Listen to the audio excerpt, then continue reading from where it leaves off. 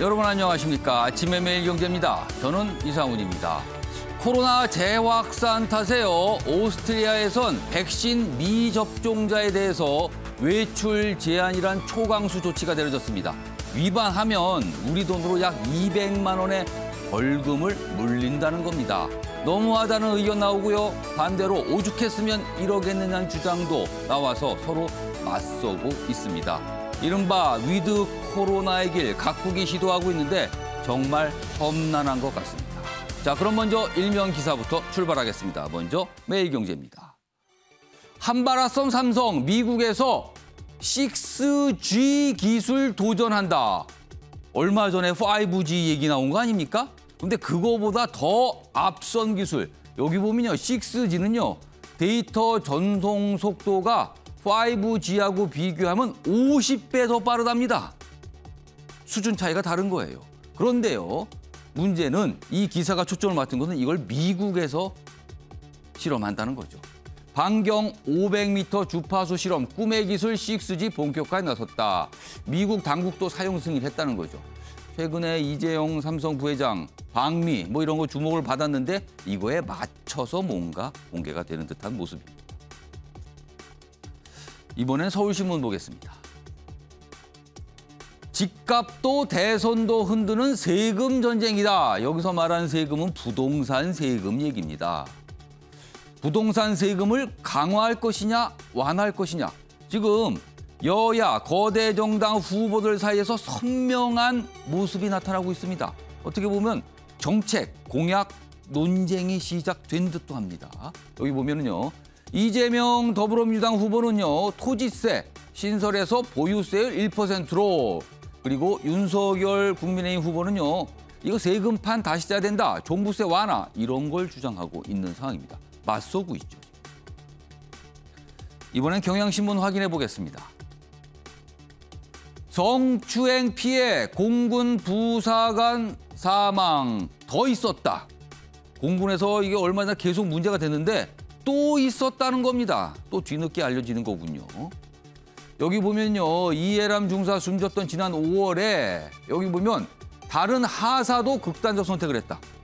문제가 또 있었는데 제대로 알려지지 않은 겁니다.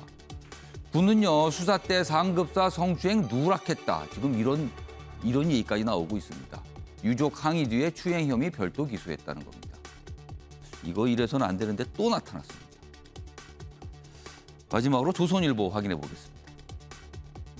고삐제는 유럽, 미접종 외출된 벌금 200만 원. 제가 방송 시작할 때 이 얘기 잠깐 소개해 드렸잖아요. 유럽에서 이런 모습이 나오고 있습니다. 지구촌 코로나 악몽 재현 우려다. 네덜란드는요, 야간 영업 제한이 부활됐고요. 프랑스는 여행객에 대해서 입국 통제를 하고 있습니다. 다시 지난해 모습으로 가고 있는 겁니다. 우리나라는 지금 부스터 얘기 이제 시작이 됐고요. 좀 더 구체적인 얘기까지 나오고 있는 상황입니다.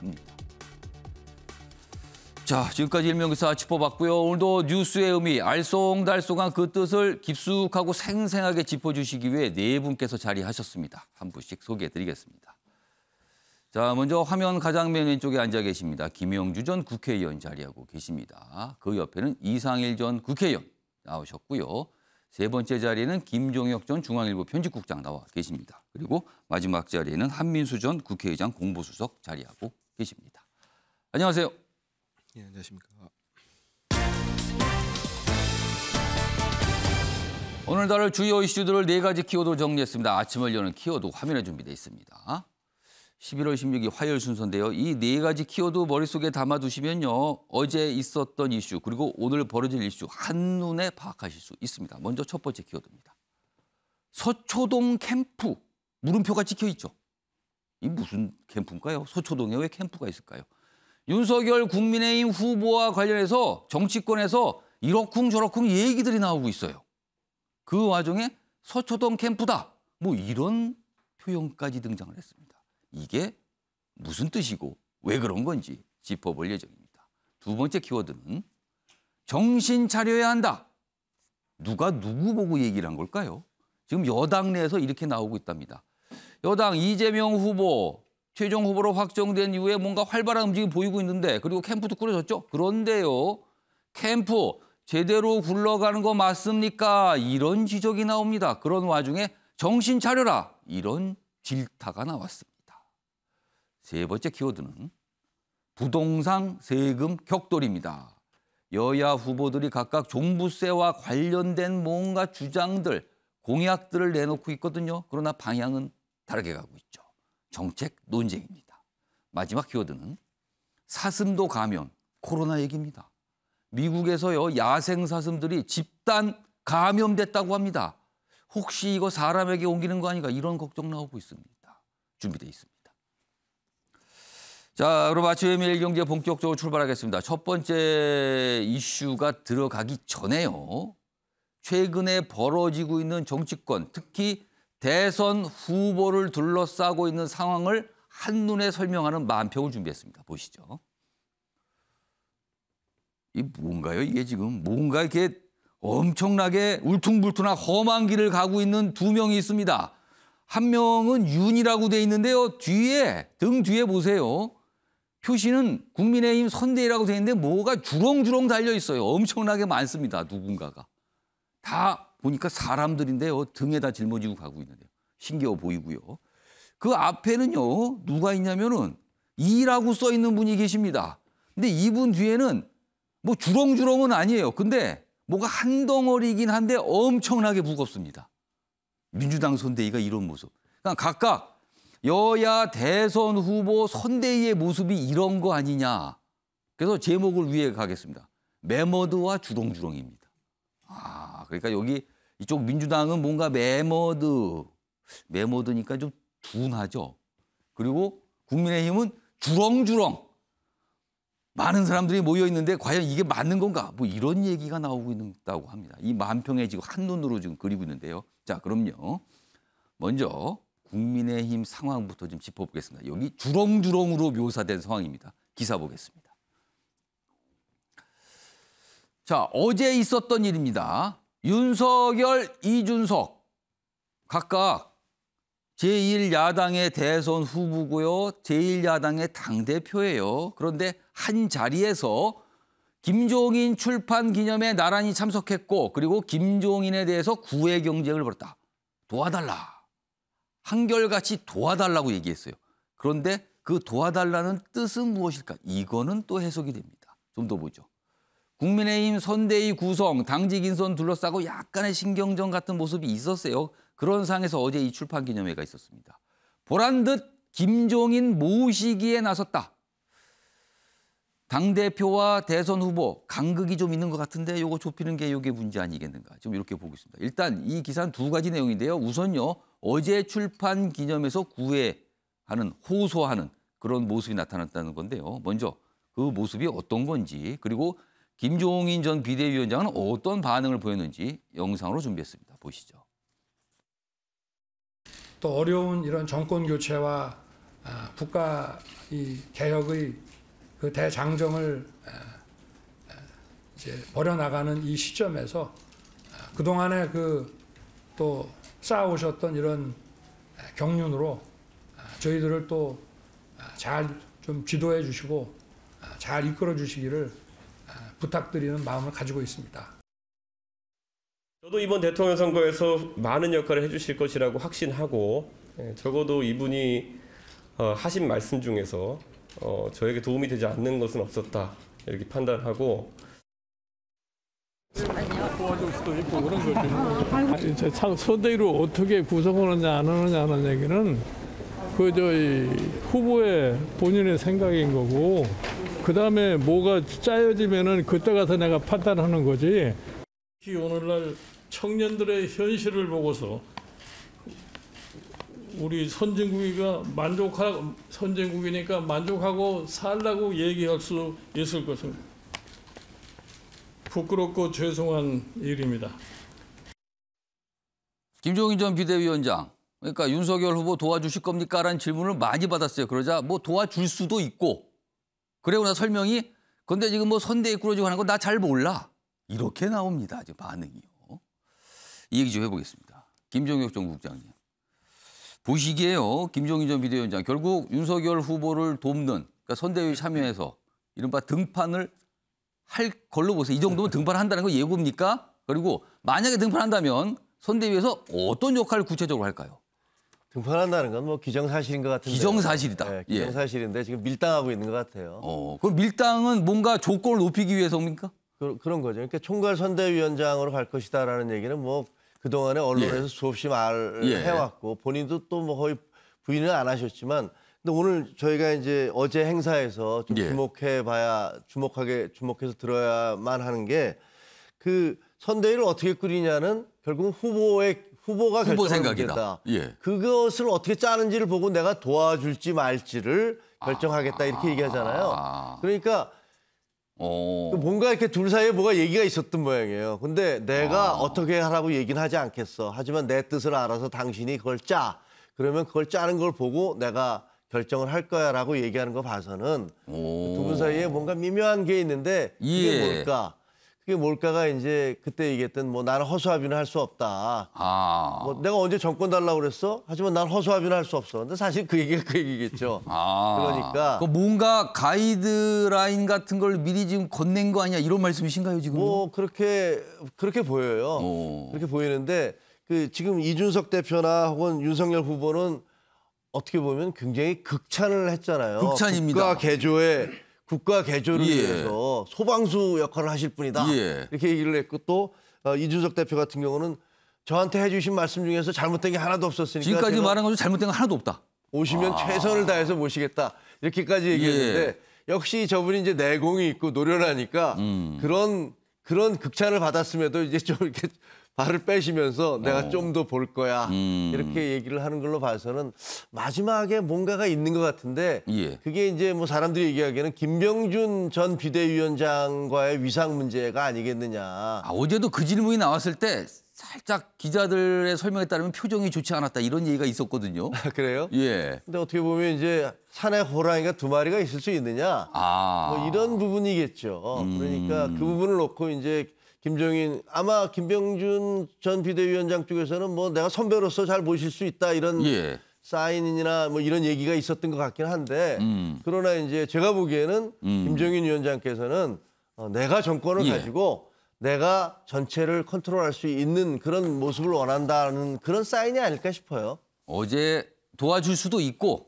그런데 뭐 손대에 꾸러지고 나 잘 모릅니다. 그 의미는 잘 만들어 보세요. 지켜볼게요. 나를 위해서. 뭐 이런 뜻이 있다는 거 아닙니까? 그러면은 그렇게 좀 해석을 해 주셨는데 일단 어제 이 한 가지 모습이 있었고요. 그 출판 기념에 앞서서 국회에서 있었던 모습입니다. 다음 기사 보겠습니다. 또 다른 윤희 대전. 여기서 말한 윤희는 이른바 윤희 있을 때 뭐 윤석열 이재명이 아니고요. 윤석열 이준석이다. 알게 모르게 묘한 신경전이 있다는 거죠. 당 사무총장 교체를 놓고 주도권 다툼이 있다. 어제 약간 그런 듯한 모습이 있었어요. 여기 보면 윤석열 후보 쪽은 당무 우선권, 그러니까 대선 후보가 되면 당무 우선권을 갖거든요. 그러니까 당대표가 아무래도 약간 좀 뒤로 밀리게 되는 상황이에요. 규정상. 당무 우선권 내놓고 교체 요구. 그러자 이준석 최고위에서 발언 않고 불만 표시를 했다. 이 사무총장이 왜 중요한가 하면요. 당 조직을 꾸리잖아요. 그리고 내년 지방선거 공천권 상당한 영향력이 있습니다. 굉장히 이른바 센 자리입니다. 센 자리요. 그래서 이런 거 아니냐라는 거죠, 지금. 근데 오후에는요. 이런 뭐 갈등설 나오자 오후에 40여 분간 배석자 없이 회동했다. 그러면서 우리 뭐 걱정 안 해도 됩니다. 잘 가고 있습니다. 또 이런 얘기까지 나오게 됐습니다. 자, 그럼요. 어제 오전에 있었던 모습 확인해 보겠습니다.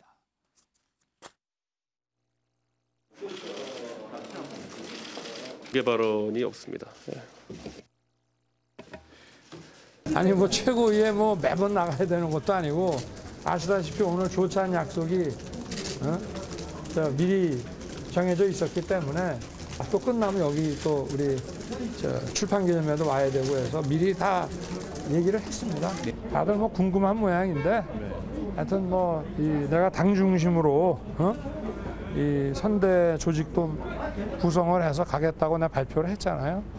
잘 진행되고 있으니까 걱정도 안 하셔도 됩니다. 자, 매주 월요일은 최고위원회의가 열려요. 그리고 여기에 이제 대선 후보가 참석을 하죠. 근데 어제 참석을 안 한 겁니다. 그래서 시작이 됐어요. 그리고 이준석 대표가 평상시에는 얘기를 여러 가지 하거든요. 회의 전에. 근데 어제 얘기 안 한다 그랬잖아요. 그래서 뭔가 신경전 벌어졌구나. 이렇게 주목이 된 겁니다. 자, 일단 상황 두 가지 상황 전해드렸습니다. 그리고 다음 기사 보겠습니다.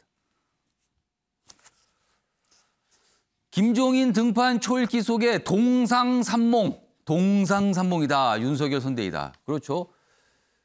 윤석열 대선 후보 그리고 이준석 대표 그리고 김종인 전 비대위원장. 각각 김종인 전 비대위원장에서 참여해달라고 구애를 하고 있는데 윤석열, 이준석 뭔가 약간의 신경전도 있고 뭔가 여러 복잡한 관계들이 있는 것 같아요. 그래서 이 언론은 동상산몽이다 이렇게 되고 있어요.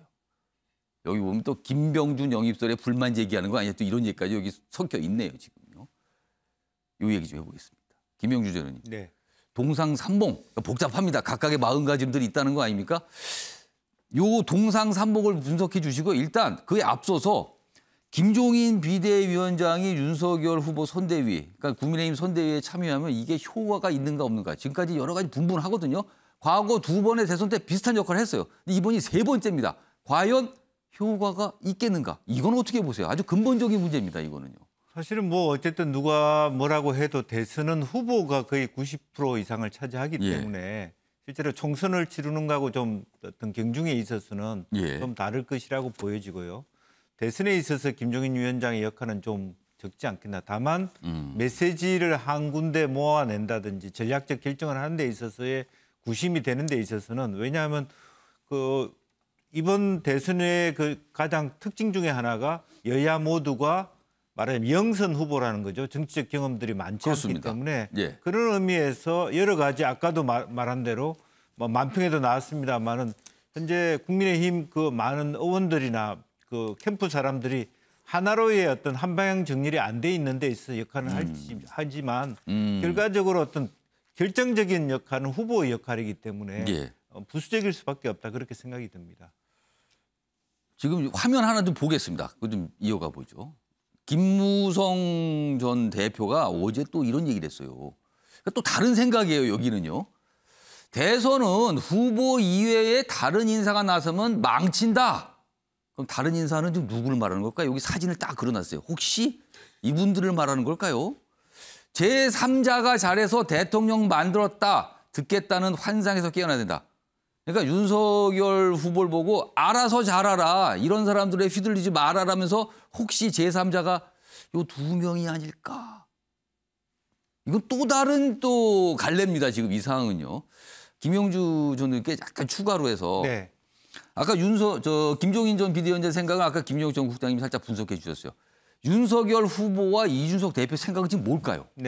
제3자 입장에서 좀 분석 좀 해주세요. 네, 윤석열 후보는 어쨌든 큰 틀에서 본인의 선거기 때문에 많은 사람들이 함께 하기를 바라고 있습니다. 그런 의미에서 김종인 위원장이 중심이 되어서 뭔가를 당을 이끌어가는 것에 대해서 반대할 이유가 없지만 이미 그럼에도 불구하고 뭐 김무성 전 의원 얘기처럼 어떤 많은 사람들의 일부의 사람들에 대하여 뭐 극한꾼이니 하이에나니 이렇게 하이에나 자리, 뭐 파리 때 뭐 이렇게까지 나왔죠. 이런 지금요. 부분은 당내의 분열의 리더십이다. 그렇게 될 수도 있기 때문에 그런 면에서는 윤석열 후보는 반대하는 것 같아요. 다 모여졌으면 좋겠다는 거고 또 자기가 뭐 장제원 같은 거 함께 하고 싶었지만 김종인 위원장 눈치 보느라고 함께 못하는 사람도 분명히 있는 것 같습니다. 그런 의미에서 그 윤석열 후보는 김종인 위원장을 받아들이면서도 부분적으로는 자기를 대신해서 견제할 수 있는 김병준 카드도 만지작거리게 되지 않을까 그렇게 생각이 들고요. 좀 있었으면 좋겠다 이런 생각일 수 있다는 그렇게 되는 거고 실제로 이준석 대표는 당이 전반적인 자기 주도권이 망실되는 것, 완전히 상실되는 것에 대한 두려움이 있습니다. 그래서 지금 이제 장군 출신입니다마는 한기호 장군이 일병이 된 거죠. 한기호 일병 사무총장이었는데. 사무총장이 왜 중요해지냐면 이번 대선 이후에 바로 지방선거가 있기 그렇습니다. 때문에 지방선거 공천 권한까지도 윤석열 후보가 다 가지려고 하느냐 하는 의혹을 갖고 있기 때문에 실제로 권성동 사무총장 뭐 설도 나오는 것이고 어제 잠시 보도가 됐는데 뭐 아직 100% 확인 안 되고 있어요. 네네네. 그래서 그런 부분에 대한 말하자면 당무 주도권을 뺏기지 않도록 다만 대선 때 역할은 후보 중심으로 한다는 건 뭐 이준석 대표도 알고 있지만 그렇다고 당의 모든 A부터 Z까지를 다 윤 후보한테 넘겨주지는 않겠다는 의지가 보여지는 것이고 마무리 이제 김무성 후보는 그참에 여러 가지 분열돼 있는 불만을 느끼는 당내 의원들을 모아서 통합과 단일화, 막판에 뭐 혹은 안철수와의 단일화에 자기 역할을 또 숟가락 하나를 얹어보겠다는 꿈을 갖고 있다 그렇게 봐야 되겠습니다. 두고 보니까 결국은 각자들의 영향력을 좀 키워보자 이 생각이 좀 많이 있다 뭐 이렇게 들리네요 지금요. 아무래도 정치가 힘과 힘의 대결이다 보니까 이 힘을 놓고 누가 더 가져가나 이런 거에 대한 약간 신경전과 다툼이 있는 것 같아요. 자, 이런 상황에서요. 다음 화면 보겠습니다. 항상 그러니까 이 얘기가 이준석 대표가 어제 김종인 위원장 그 책 출판 기념회에서 한 연설이 있었어요. 축사 중에서 한 대목이에요. 항상 다시 읽고 새겨야겠다 생각되는 건 그 책에서 책의 챕터 18, 그러니까 18장이에요. 이 얘기를 콕 집어요. 챕터 18에 뭐가 있길래 그렇죠? 여기 보면은 이 내용이 정리되어 있는데 박근혜 전 대통령과 김종인의 경제민주화 갈등을 묘사한 거래요. 그러면서 주변인들 때문에 실패한 대통령이 됐다는 내용이 적혀 있답니다. 그 내용에. 이거를 굳이 강조한 거예요, 지금. 김종인 위원장 출판 기념회에서 윤석열 후보가 있는 자리에서 챕터 18 잘 보세요. 반복해서 거의 외우셔야 됩니다. 뭐 거의 이런 분위기의 발언을 하는 겁니다. 자, 그럼요. 요 내용과 관련돼서 뭐 정치권에서 이런저런 얘기들이 있어요. 먼저 이준석 대표가 어제 이 얘기를 한 대목 그리고 정치권에서 나오는 목소리까지 영상으로 묶었습니다. 보시죠. 역시나 제 마음에 항상 걸리고 항상 다시 읽어보고 새겨야겠다고 하는 챕터는 챕터 18입니다. 그 안에 보면은 저희가 2012년에 대선 승리를 위해 가지고 했던 여러 노력이 주마간산처럼 이렇게 지나가고 합니다. 그 안에 보면은 김종인 위원장께서 하시고 싶었던 일이 무엇인지와 그리고 김종인 위원장과 함께 일을 하고 싶은 사람들이라면은 항상 무엇을 잘 이해하고 숙지하고 그리고 또 새기면서 같이 이렇게 일을 해야 하는지가 너무나도 이해하기 쉽도록 묘사되어 있습니다. 윤석열 후보 부인과 이 김종인 비대위원장과의 정리 문제. 저는 아마 김종인 비대위원장 그걸 염두에 둘 거다. 서초동 캠프란 말이 나와요. 그게 두 갈래인데 하나는 이제 부인과 부인의 오빠란가요? 아마 예전에 홍보 일을 했던 분. 그 다음에 이제 법조 관련된 분들이 사실 중요한 의사결정을 따로 하는 게 아니냐. 자, 이 대목에서 이준석 대표는 뭔가 주변인들 요거 잘 챙겨야 됩니다. 이런 걸 굳이 강조하고요. 그리고 정치권, 지금 저 여당 쪽 인사에서 나왔죠. 서초동 캠프라는 단어가 나왔어요. 그러면서 뭔가 물론 이제 이게 사실 확인은 안 된 거예요. 뭐 어떻게 보면 뭐 의혹 제기 아니면 뭐 이런 얘기가 있더라 이렇게 전한 겁니다. 요 얘기요. 이상일 전 의원님. 윤석열 후보 캠프에서 좀 일을 하셨으니까 이 서초동 캠프 이 뭡니까? 왜 나오는 겁니까? 이게 존재가 있습니까? 아니면 이거 뭐 억측입니까? 뭡니까 이거? 서초동 캠프 자체가 없습니다. 그 왜 이런 말이 나온 거예요? 그럼? 우리 선거법상 캠프는 한 군데 둘 수밖에 없어요. 광화문의 이마 빌딩에 그 캠프 하나고요. 거기서 의사결정 다 이루어졌고 후보와 많은 토론이 있었습니다. 이 지금 현근택 전 이재명 캠프 대변인 아닙니까? 그분이 정치 공세하기 위해서 이거는 공세다. 이건 하는 공세다. 거죠. 아니 그러니까 서초동 캠프의 부인 이야기를 한다. 그러면 부인은 어떤 식으로든 후보의 선거를 돕는 게 너무 당연합니다. 그렇죠. 근데 그나마도 윤석열 후보의 부인은 이번 경선에 거의 그 활동을 하질 않았어요. 지금까지 뭐 공식적으로 등장한 바가 없어요. 지금. 그렇습니다. 많은 지금 후보 되고 나서도 많은 봉사활동 요청도 있고 한데 아직은 그런 활동도 하지 않고 있는 상황이고 또 이제 변호사들 이야기를 하는데 윤석열 후보를 개인적으로 돕는 많은 법조인들이 있다고 생각합니다. 그런데 그분들이 뭐 공식 캠프의 의사결정에 관여한다? 이건 아니고 공식 캠프 안에 또 많은 법조인들이 있습니다. 법률팀이 있고 거기서 소위 네거티브 대응하고 있는데 바깥에서 돕는 분들과 개인적으로 소통하는지는 모르겠습니다. 그런데 일종의 마치 뭐가 있는 것처럼 예. 비선이 있는 것처럼 그러니까 약간 좀 저런 식으로 비선 해서 아니냐 약간 이런 네. 분위기가 풍기는 그런 의혹 제기 주장이었거든요. 그렇죠. 이게. 그런 식으로 해서 지금 윤석열 후보가 선출된 이후에 각종 여론조사에서 나타나듯이 예. 격차가 상당히 벌어져 있습니다. 그러니까 이재명 후보 쪽이 예. 상당히 마음이 예. 좀 다급해진 모양이다. 그래서 그런 차원에서 일종의 정치 공세를 펴는데 이재명 후보 늘 강조하잖아요. 예. 가짜 뉴스 좀 하지 말라고. 아. 네. 그런데 그쪽에서 이거는 거의 가짜 어떤 근거도 뉴스급이다. 없이 지금 이야기를 이거는. 하고 있다. 저는 이런 지적하고 싶습니다. 알겠습니다. 서초동 캠프라는 표현 썼는데 지금 이상일 전 의원 설명은 이거는 뭐 실체이도 않고 말도 안 되는 거다. 이건 정치 공세다. 지금 이렇게 좀 설명을 서초동 캠프가 하셨어요. 있다면 예. 선거법 위반이에요. 그럼 서초동 팀이라고 하면 어떻게 되는 거? 그런 또 표현도 캠프든 비슷한데요, 팀이든. 지금. 그다음에 이제 캠프는 벌써 해산을 예. 했고요. 이제 국민의힘 선대위 뭐 만평에도 나타났지만 예. 선대위 구성 과정에 있는 거죠. 알겠습니다. 선대위를 꾸리고 나서도 아마 저 이야기 또 할지도 모르겠습니다. 이재명 후보 쪽. 그럴 수도 있겠네요, 지금요. 아무튼 요런 뭐 주장인가요? 이런 게 나왔고 지금 설명을 좀 해주셨는데 이와 관련해서 김종인 전 비대위원장도 언론 인터뷰를 통해서 좀 얘기한 게 있습니다. 확인해 보겠습니다. 과거에 우리나라의 대통령들도 보면은 네. 지나치게 자기 어느 특정한 사람, 편리한 사람 이런 사람들에게 집착을 하다가 결국 가서 다 실패한 거예요. 그러니까 예를 들어서 대표적인 게 박근혜 대통령의 뭐 문고리 3인방, 예. 그 사람들만 상대로 해서 그 사람들이 얘기한 것이 옳다고 생각해가지고 국사를 다룰 것 같으면 성공할 수가 없는 거죠. 윤석열 지금 후보는 냉정한 판단을 할 능력을 가져야 된다. 그 윤 후보 주변에도 좀 문고리 3인방처럼 좀 후보 눈을 흐리는 좀 그런 사람들도 덜어 보이시는가 보군요. 지금 고개를 끄덕끄덕 하셨는데 알겠습니다. 뭐 문고리 이런 질문할 때 고개를 끄덕끄덕했다 이런 설명까지 나왔죠 지금. 한민수 전 수석님. 예. 정치권에서 이런 시각이 있는 것 같아요. 이런 시각 왜 나왔을까요? 이게 그 좀 전에 말한 캠프는 공식적으로 선거법상 한 장소에 있어야 됩니다. 예. 한 빌딩이든 한 건물, 예. 번지가 같아야 될 거예요. 근데 여기서 얘기하는 캠프는 우리가 통상 아는 무슨 선대위원장이 있고 후보가 있고 뭐 조직들이 쭉 있는 그런 캠프가 아니고요.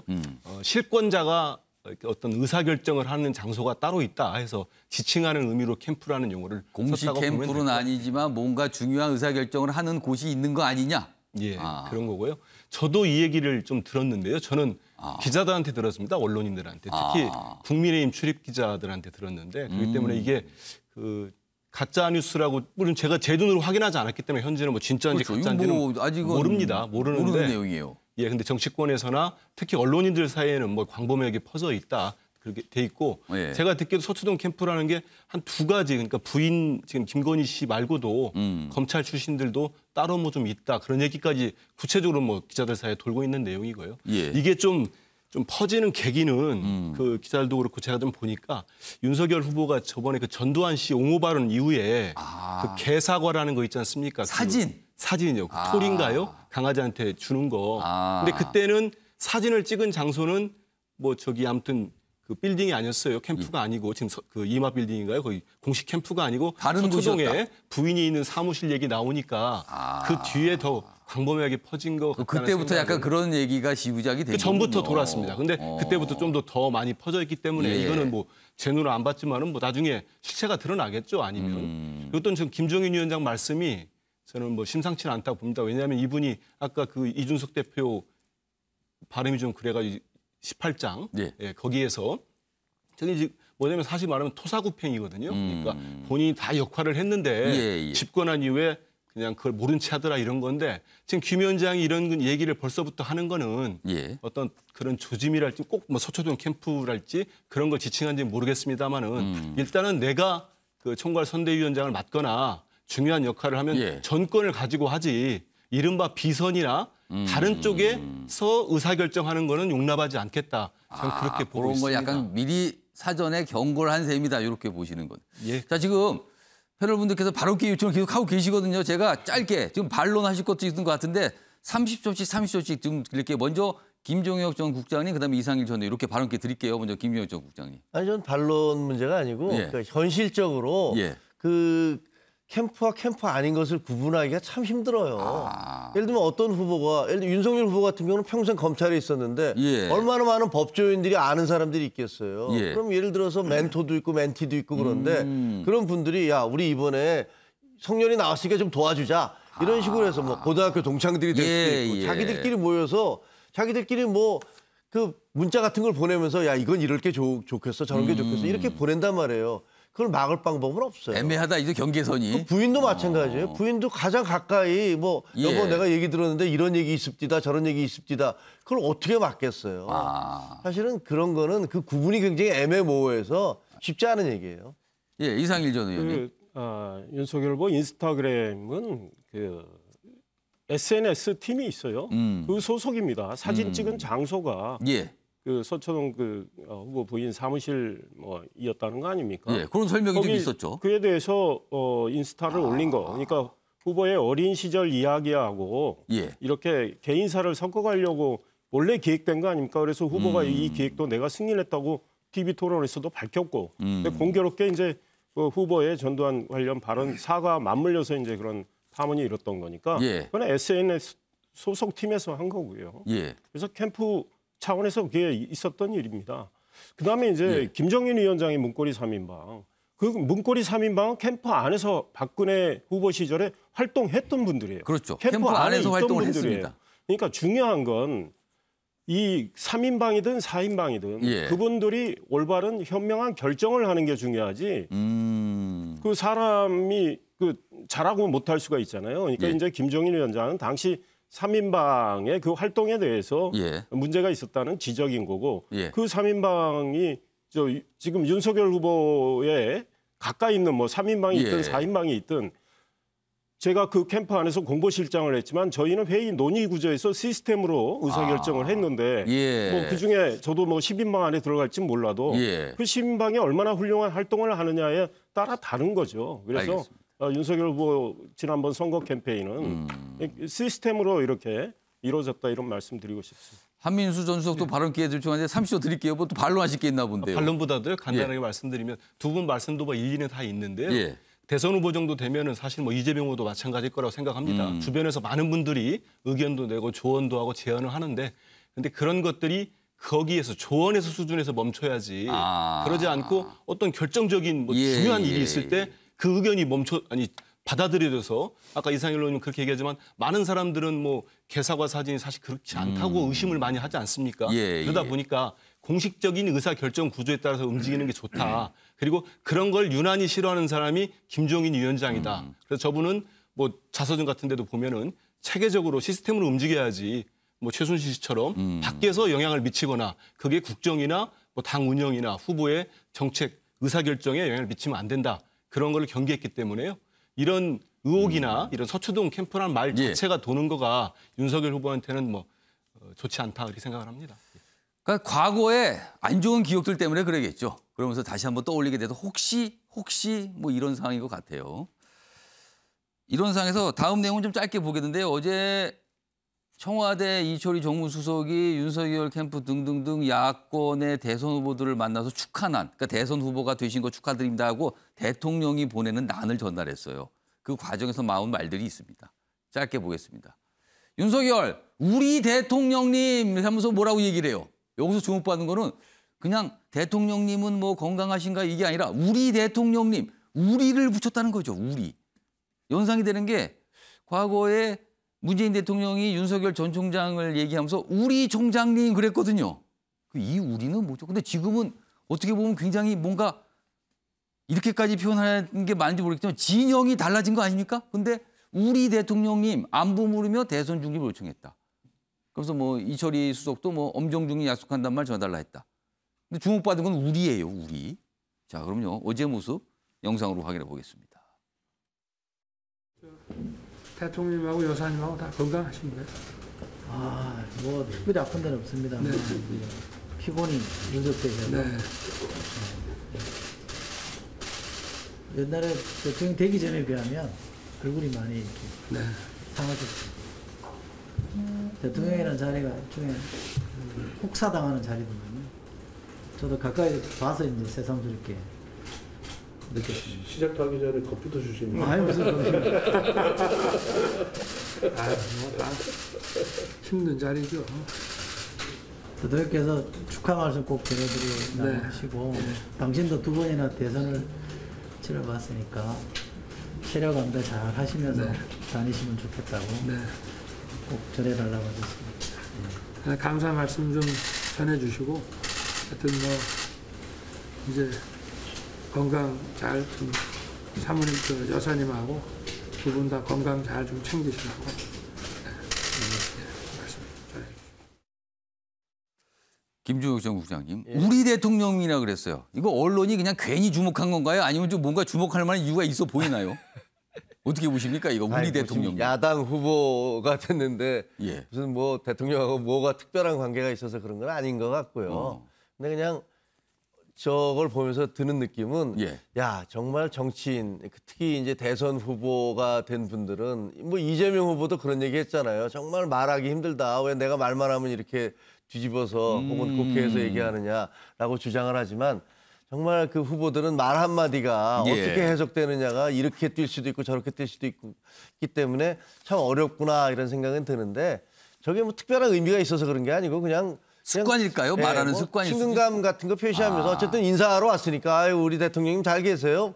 뭐 이렇게 얘기할 수 있는 거잖아요. 그렇죠. 뭐 대한민국의 대통령이니까 뭐 우리 대통령이 하는 게 자연스러울 수 있다는 거죠. 또. 누구든지 뭐 얘기하다 보면 또 과거에는 자기를 임명해 줬던 분인 것도 사실이고 그러니까 그냥 그렇게 자연스럽게 얘기한 건데 그걸 가지고서 너 왜 야당 후보가 됐는데 대통령하고 그렇게 가까운 식으로 얘기를 해라고 그건 너무 각박한 얘기인 것 같아요. 그러니까 너무 우리에 주목하는 건 이른바 이제 편한 말로 시체 말로 너무 오버하는 거 아니냐 이렇게 볼 수 있다는 것 같네요 지금요. 또 어제 이런 표현이 좀 있어서 이렇게 언론에 또 실려 있습니다.